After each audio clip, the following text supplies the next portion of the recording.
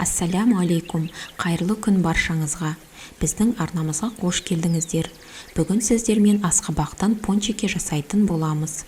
Видеоны соңына дейін қарап, ұнаса лайк басып, дәл менің рецептім бойынша дайындап көріңіздер. Ал ендеше бастайық.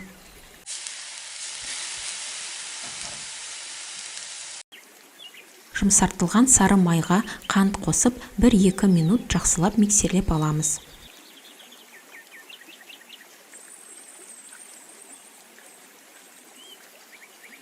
Содан соң бір жұмыртқа қосып, тағы бір араластырып аламыз.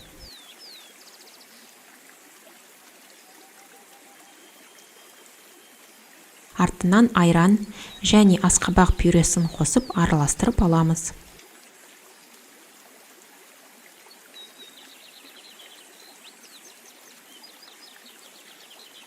Соңында ұн мен қопсытқыш қосып, бір келкі масса болғанша араластырамыз.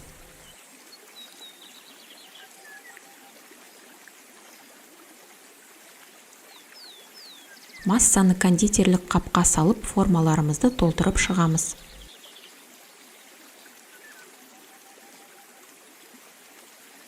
Алдын ала 180 градусқа дейін қызып тұрған пешке 15 минутқа қоямыз. Қалауларыңыз бойынша пончиктерге глазурь дайындап жақсаңыздар болады. Мен бетін кондитерлік қаптың көмегімен креммен әсемдедім. Ал шоколадты бір кішкене сұйық маймен ерітіп алсаңыздар, видеодағыдай немесе өз қалауларыңыз бойынша әртүрлі жолмен пончиктің бетін әсемдеуге болады. Сіздерге пончиктердің іші қандай болатынын көрсетейін. Өте дәмді әрі әдемі көрінеді. Міндетті түрде жасап көріңіздер.